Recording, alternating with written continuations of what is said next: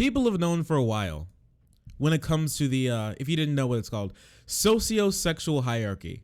It's like socioeconomics, but for people who are terminally online. The socio-sexual hierarchy. In this hierarchy, we know of two binaries, okay? The alpha and the beta.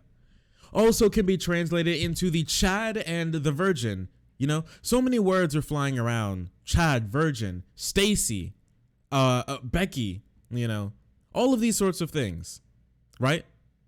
In the incel verse, but there's an overarching universe outside of the incel verse, which is the OMEGAVERSE, that not too many people talk about too much. And it is hidden in plain sight. And a couple of days ago, people got introduced to it in a very funny way. So this is the tweet that I saw in particular being introduced to the OMEGAVERSE. It is the rarest male, how to become a Sigma male. How the fucking men complain about trans people inventing genders and turn around and do this fucking, what the fuck is this? Okay. The Omega Extended Universe. We're gonna hop into it. We got introduced to a new player, all right? A new player has joined. And that is the Sigma male. What is the Sigma male, you may be asking? Well, not many people really know, but and lots of people think it's new, but let me tell you, being a Sigma male, aspiring for Sigma is not actually that new. So I type in Sigma male here into YouTube, and what do we get? 10 signs that you're a Sigma male, 10 traits that you're a Sigma male, how to become a Sigma male, 5 personality traits of a Sigma male, you know, lots of things. Hey, even our good friend No Comment Chick had to jump in 11 months ago. Sigma male affirmations 3 years ago from Jordan Peterson, explaining the dominance hierarchy. And lots of other things pop up when we talk about Sigma male. Even this woman here 3 years ago talking about the elusive Sigma male. But how would you feel if I told you that the OMEGAVERSE goes even further than that, even further from that? Sigma is explained as a male, basically an alpha with commitment issues. I'm not going to lie. In this sort of like dreamt up 4chan internet astrology, new gender roles that they decided to put themselves into, and new ways that they could that they could like suppress men from expressing normal human being traits. Sigma is seen as being equal to alpha, but on the fringe. You know, he's out there. He's by himself. He's the bad boy of the band who has his back, with his arm crossed and his back to everyone else. Okay, he's quiet. All right, but nevertheless, does he express his silent dominance over the world? When the alpha trembles, is in fear. Okay, when he sees the Sigma male, he sometimes he can even be irate because the alpha is angry that the Sigma, and he doesn't even at the very least acknowledge the alpha's dominance in society. The Sigma is doing his own thing out of the world, usually expressed by John Wick, Keanu Reeves. I mean, if you're gonna aspire to be literally anybody, I guess Keanu Reeves. You could pick worse people, I guess. Wake up, Beta. We have a city to burn. But this goes back a pretty long way. We have to go back way back into the time machine, all the way back over 10 years ago to 2010 with a certain Vox Day. Is there a hierarchy for women?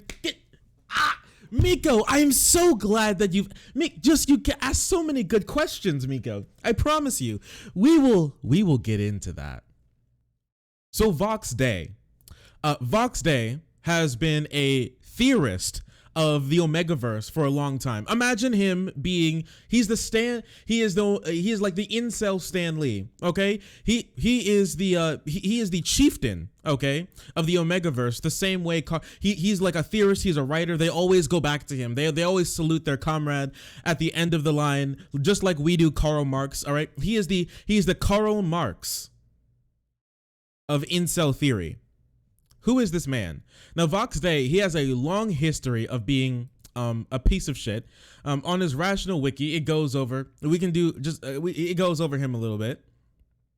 Theodore Bailey, known by his pseudonym Vox Day, and Teddy Spaghetti from 19, is a far-right edgelord blogger and professional internet troll who was formerly a minor science fiction author, game designer, and musician. Today, he is mainly known for blogging in support of alt-right and neo-fascist and white supremacist politics. Has he even gone so far as to sympathize for Norwegian terrorist Anders Breivik?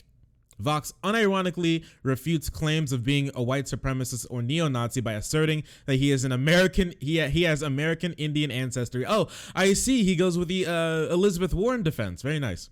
And merely supports the principles of ultra-nationalism, though ironically, this has made him a race traitor and a cuck by his own standards. Now, he also goes with by the alias of Supreme Dark Lord. I don't believe his Twitter is still around anymore, but his quotes definitely are. We can go over some of the quotes that he has that he has had through his long history of being online for, at the very least, since 2008. With his own personal blog, this man has had so many takes on so many things, including homosexuality, where he says homosexuality is a birth defect from every relevant secular, material, and sociological perspective. I have no clue what the fuck that means. We must help them achieve sexual normality. Yes, very, very nice. On Muslims and British people, you silly English twit, you limit your historically ignorant, politically correct, socialist sensitivity concerns to Londonista and the rest of your island. Very nice. On the Jews, what is reprehensible is not the suggestion that Jews living in America have divided loyalties. That is arguably the best case scenario. What is reprehensible, quite possibly anti-Semitic, is the idea that a Jew living in America cannot possibly have divided loyalties. Thank you. Oh yes. So what's actually anti-Semitic is saying that there's no possible way that they could have divided loyalties to their spiritual, supernatural homeland of Israel or something. On race and intelligence, it's absurd to imagine that there's absolutely no link between race and intelligence. He also has a couple of takes on some women that he knows. On stalking, I have noticed the number of fake reviews on my books on Amazon have declined considerably after I tracked down the woman from Minnesota and posted her address on this blog. And if that wasn't bad enough for you, I don't feel I could recommend this as a strategy for most men, but it is surely educational to learn that this is content warning for you. Okay? Content warning for you guys. CW, sexual assault. So if you don't want to hear about this, please, you can mute for a second.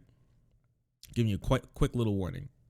But it's surely educational to learn that raping and killing women is demonstrably more attractive to women than behaving like a gentleman.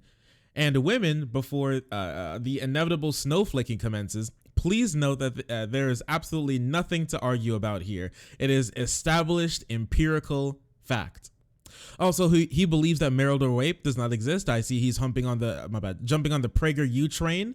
And he also advises his male friends that if your woman does actually believe that marital rape is a thing, that you should not marry her because she's bad.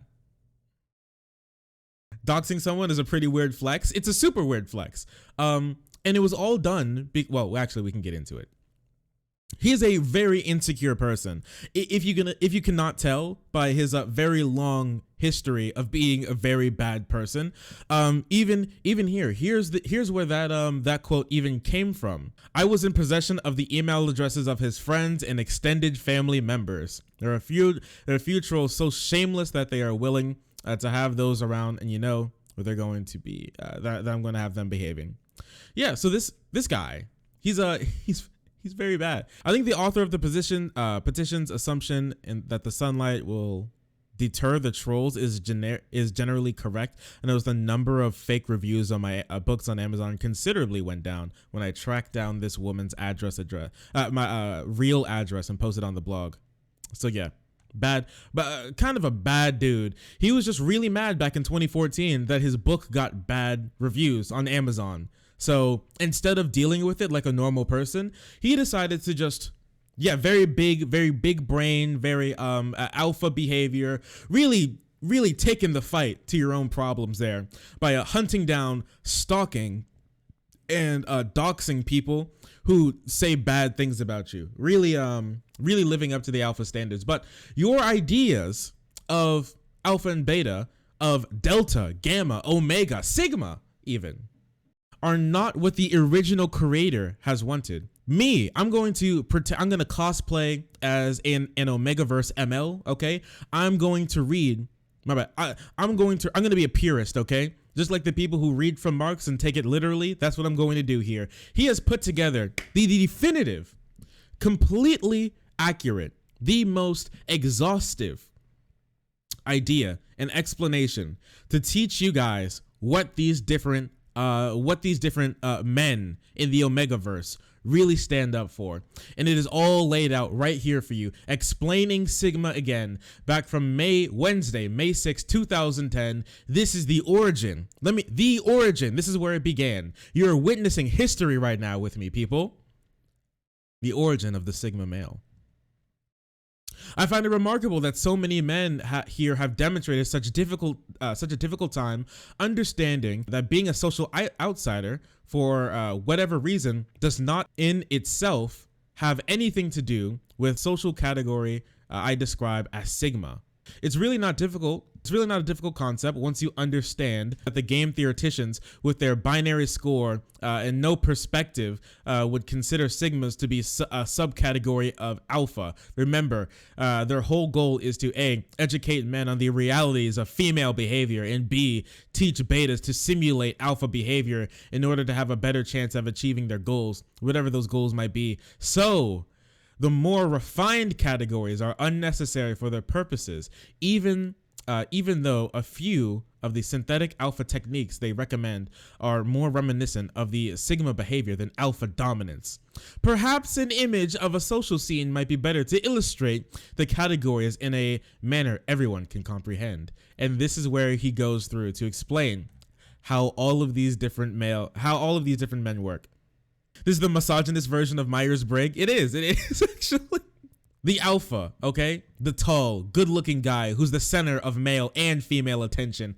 The classic star of the football team who is dating the prettiest cheerleader. This guy has watched one too many 90s movies, okay? He sees the tall jock guy and he's like, "Oh yeah. This is a very unique male that must be studied." The successful business executive with a beautiful, stylish wife. All the women are attracted to him. All the men want to be him or at least be his friend. At least at a social gathering like a party. This guy has never been to a fucking party in his entire life. Never. You know for a fact this guy has never once stepped into an actual party that he's imagining. This guy is starved for social interactions. We can tell by the way he writes.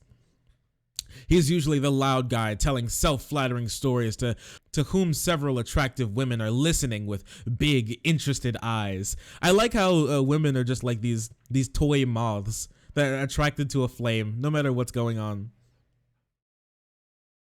The jocks in my high school were banging each other, not girls. Well, they were just going back to tradition, okay? They're going the Greek style, okay? Also, if you thought you knew what these categories were, even if you're knowledgeable about them, let me tell you, you don't know, okay? Here's his explanation of the beta.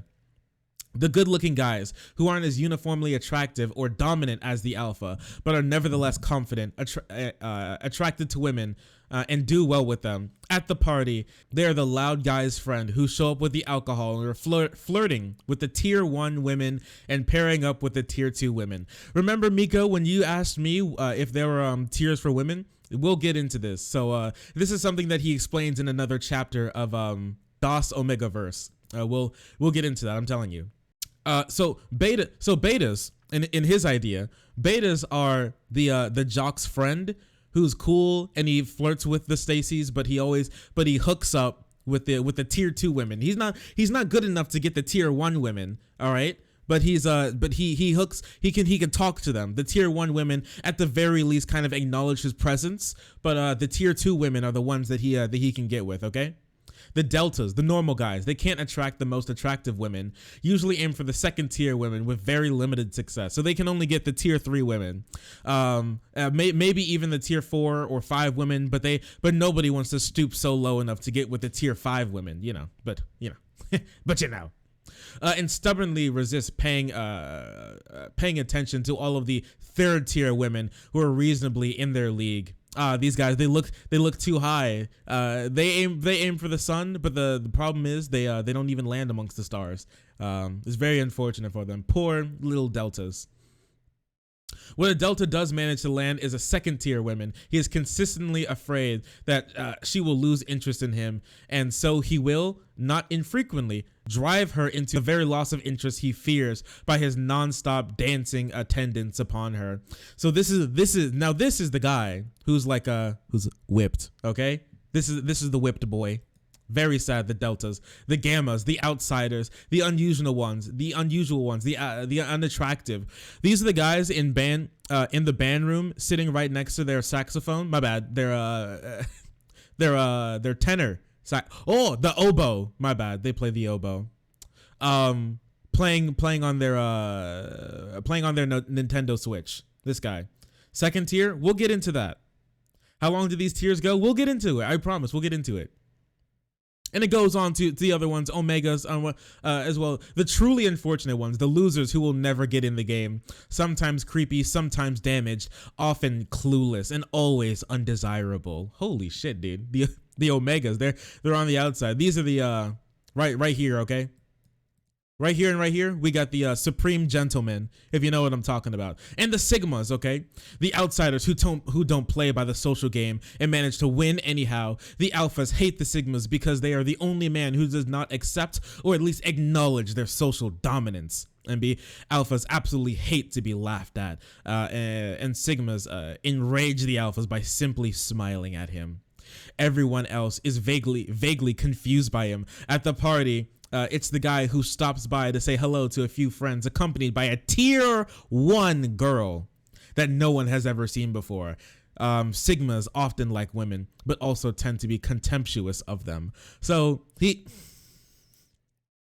Omega so Omega equals incel. Yeah, the Omega is incel. Yeah, Omegas are totally indifferent to women or hate them with a borderline homicidal fury. So yes, these are the this is like the Supreme Gentleman sort of incels here.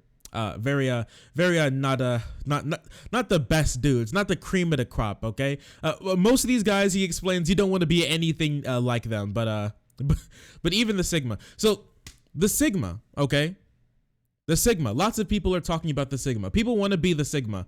You don't want to be like the Alpha because so the Sigma has morphed into, outside of its original theory, Omegaverse theory, has morphed into basically the shy guy who wants to feel like the Alpha, even though he's not as like big and boisterous and like slaps women on the titty and just grabs them up fucking Ooga Booga style to drag them to their cave.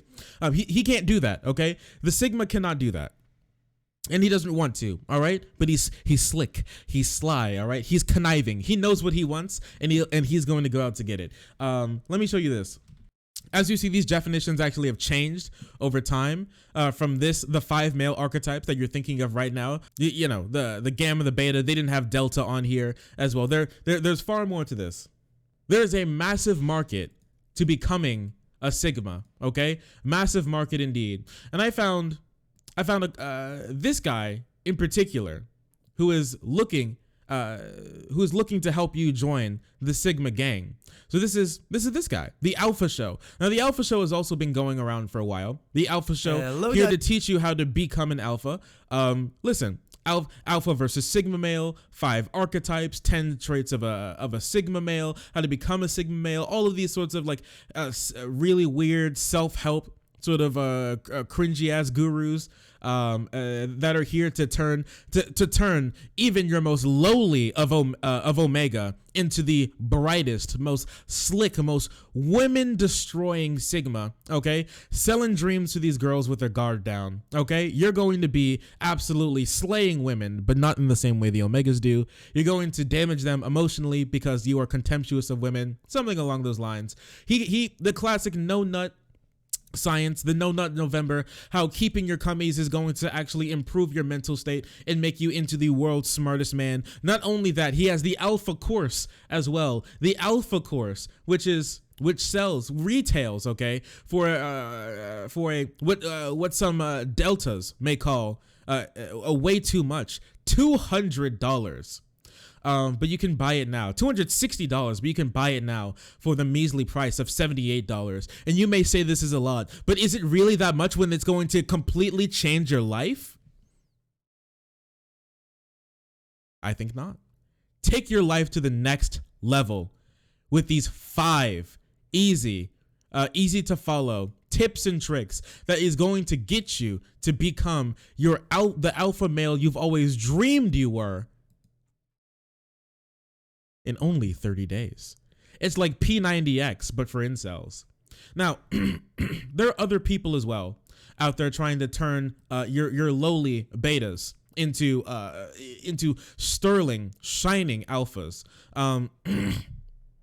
Like this guy in particular, Gutsman here. We can take a look at Gutsman. We love Gutsman, don't we? You may not have heard of this guy before, but he spends his time trying to teach men how to be their best selves. And in this video in particular, he's going to tell you why men shouldn't be dating in their 20s.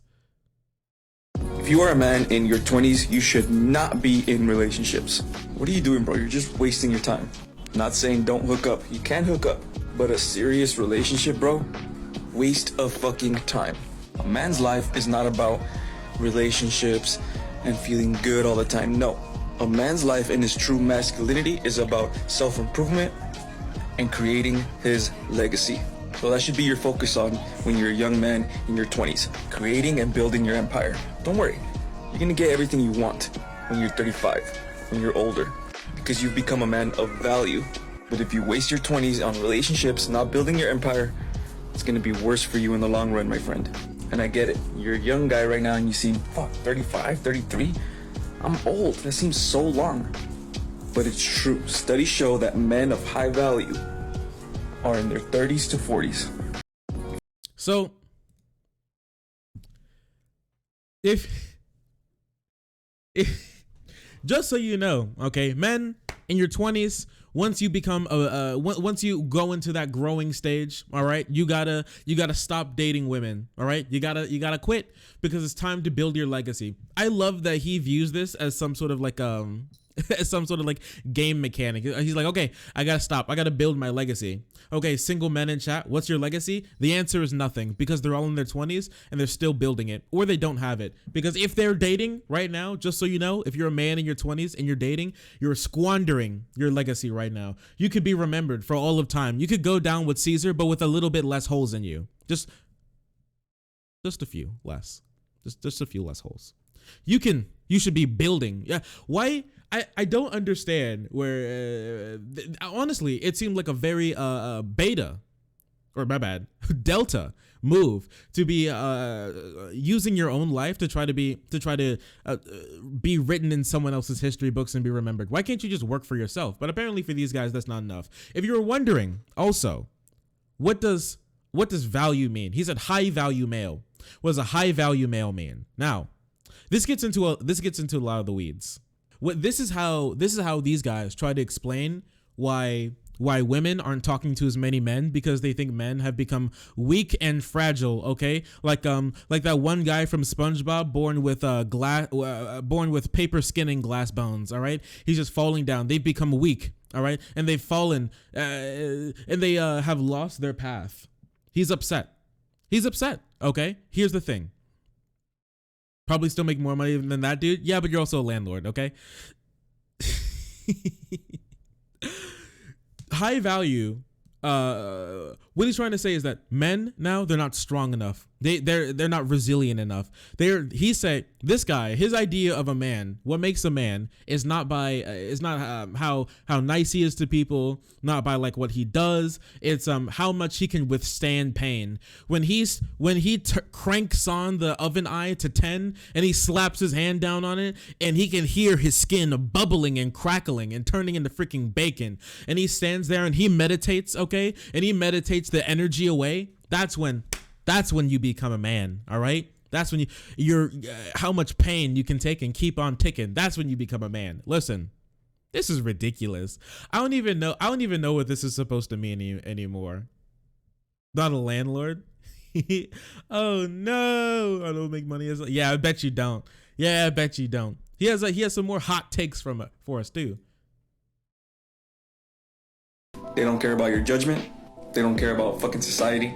They don't care about rejection. They don't care about social anxiety. None of that shit. They're only. Hey, anybody in chat? If you were looking to become a Sigma male and you have social anxiety and you have clinical anxiety, just not care about it. Have you ever thought about just not caring? Then they just don't care. Just stop caring. Looking out for number one. Oh, so also the quality of a Sigma male is to not care about anybody else's suffering, because you're just looking out for yourself. You become the wolf. You are the wolf. You must become the wolf. Don't lone wolves die? Don't worry about that. Listen, I promise we'll get into that too.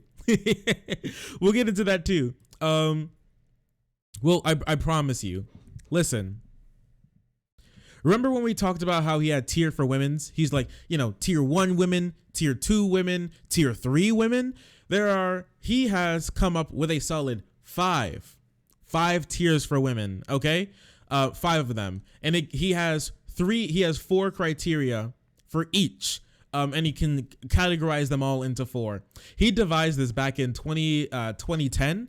And he put it together for our viewing pleasure here in the year of our Lord 2021. It goes from slutty, frisky, normal, okay? And then there's Barbie, Babe, June, and Coyote, all right? And then there's the quality 5 that you go through at the end of the day, which is 1, 2, 3, 4, and 5. Now, tier me, please. We're not tiering any women in chat, but we will go over the tiers.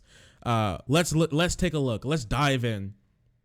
The hierarchy for female attractiveness. A number of people have been asking me if there is a female equivalent to the alpha omega scale of the male socio-sexual attractiveness. I originally replied rather facetiously that there's a perfectly useful 1 to 10 scale that doesn't strain anyone's brain to comprehend. Yes, because women are completely simple,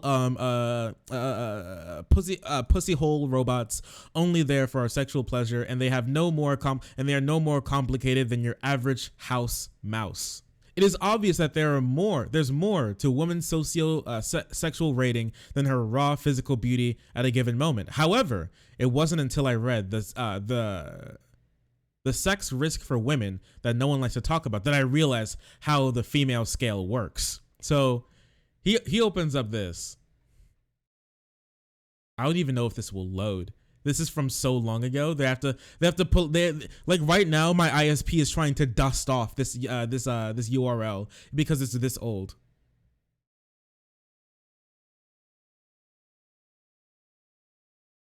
Oh, this shit came from Misunderstanding Wolfpacks. Oh, it won't even load. So we can't even look at it. But yeah, it all came from Misunderstanding Wolfpacks.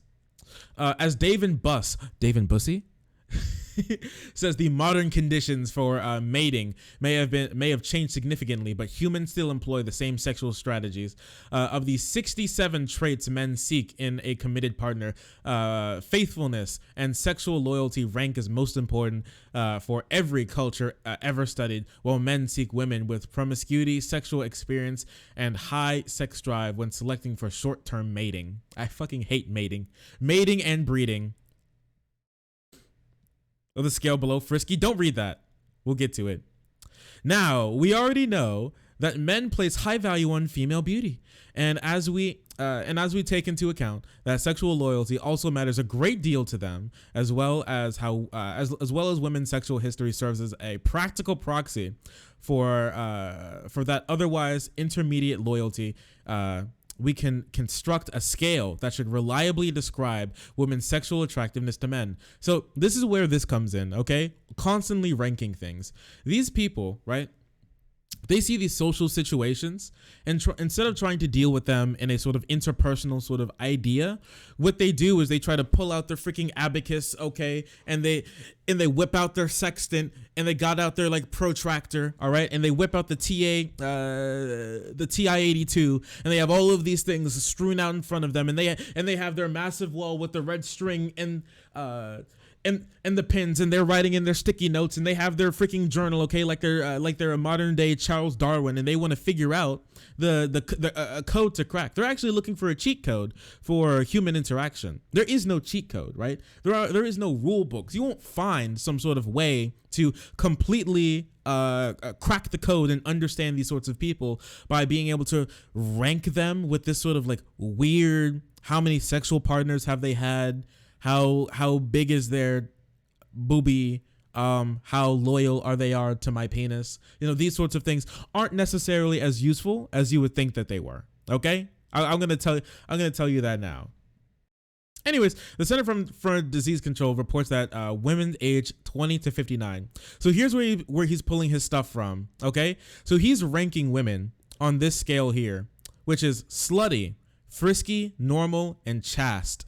So slutty women have 15 plus partners between the ages of 20 and 59, which is a massive scale for your life.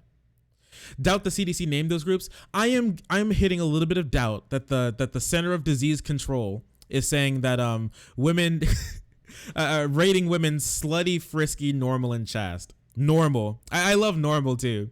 And that's 9.4% of women. Frisky, okay, 7 to 14. That's 21% normal, okay. You're normal females out here, all right. I'm talking to you, females. Normal, 2 to 6 partners. That's 44%, the biggest chunk. And chaste, the classically Abbeys of the world, 0 to 1. That's 25%. Also, according to the CDC, the median number of sexual partners for women of what is likely to become their normal age for marriage, 25 to 29, is 4. So most women will have 4 sexual partners, he says. The report also shows that the sexual history proxy is reasonable for one for future marital prospects. 30% of chaste women are currently married, and 6.5% are divorced, whereas 7% of slutty women are currently married, and 19% are divorced. So here's the thing. Here's a really weird thing too. 15 is slutty. I mean, to this guy, yeah, 15 plus is slutty. Okay. Well, to these women, my bad. To this guy, yes, absolutely. And apparently, you do not want a slutty woman because she bad. She bad and cringe. So here's the thing. What he calls chaste women, women who have very little sexual partners, if no sexual partners by the time that they're married, they probably value marriage more highly, and the men that they're going for also value marriage far more highly than women who would more likely have higher numbers of sexual partners. God forbid I date someone with sexual experience. Yeah, I don't know what this like shitting on these women who have more sexual partners. Listen, okay, if I'm looking to have a hookup, I want a girl who knows how to press every button. Okay, I want her to know the freaking Konami code. I want her to be able to hit every single combo. That's me, all right. I want her to be able to juggle me into the blast zone. That's what I'm talking about. Okay, if she doesn't have that Dyson Guck 3000 double hand twist, bop it, slap it, grind it. I don't know if I want it. Sorry. Well, call me trash if 15 is slutty. Yeah, same. Yeah, call me. You can call me, or just asexual people with very low libido. Yeah. Also, you can just be someone who doesn't want to sex.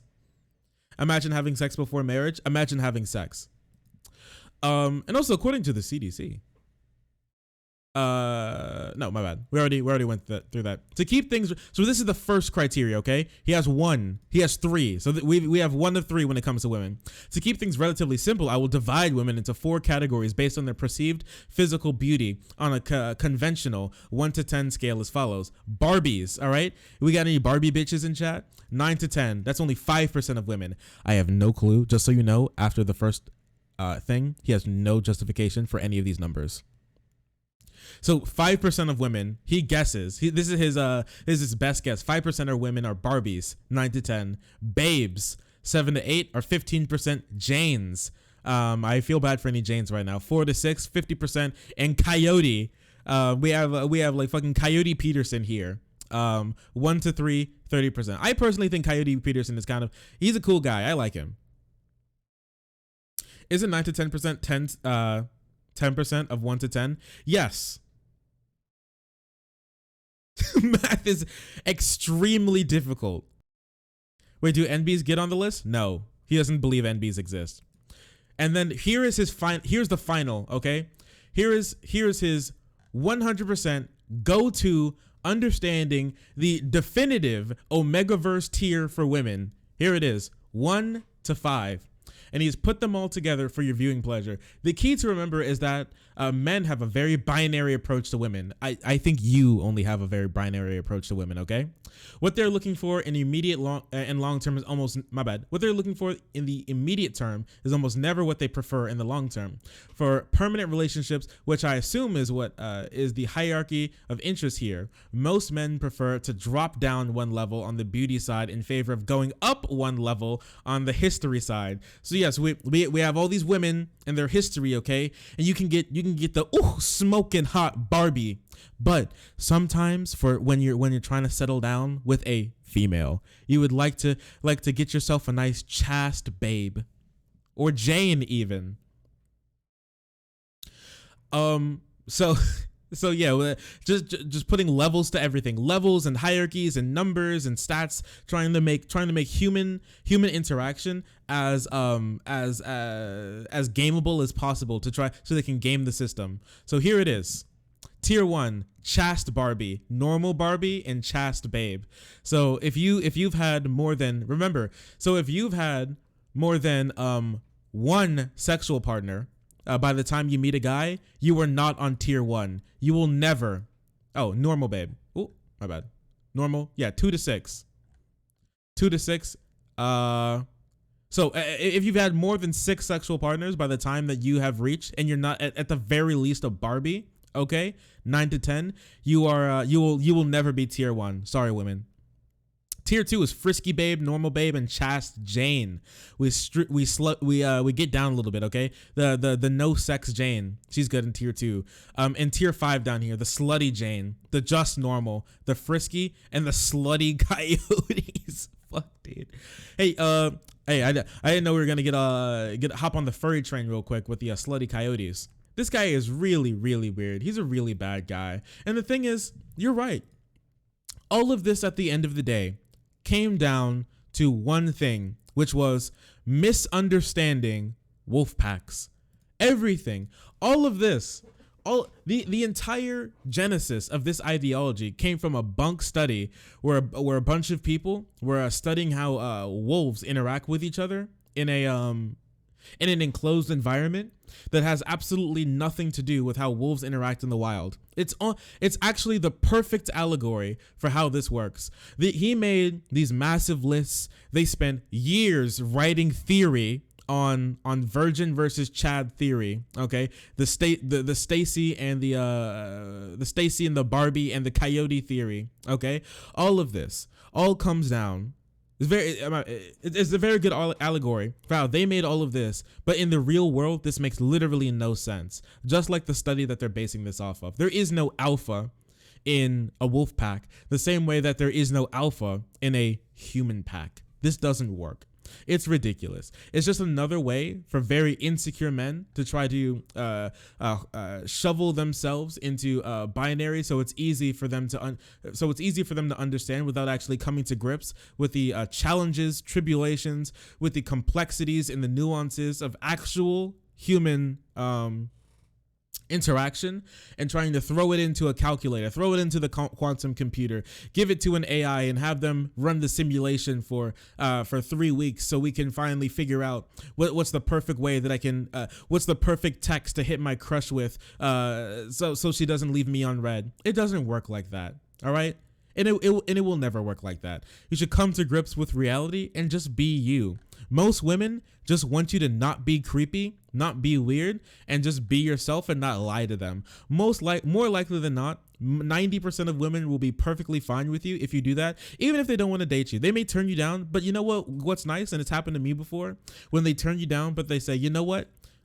You seem like a really nice person, and if you keep trying this, if you keep being you, I know for a fact you'll find a person to be with. I know this happens. Okay, it's hard to understand. I know we've all been trying for a while, but this is not the way. Okay, if any girl, if you walk in, if you have are blessed enough to have some woman walk into your room, and on your computer she sees this. You sitting there freaking writing out and theorizing. You have like it's like your Iron Man den with Jarvis, okay, trying to map out the perfect text to give her, no matter what, every reply. The reason why you take so long to reply is because you put her response into a freaking AI generator to give you the perfect response, to be witty and cool but also mysterious and brave, so you can get the girl. Nobody likes that, dude. Just be yourself. It'll be okay. All right. And that is our conclusion. We're getting our heads above water. Okay. I know we've been holding our breath for a while, but we're back into reality. That is the end of the Omegaverse for now.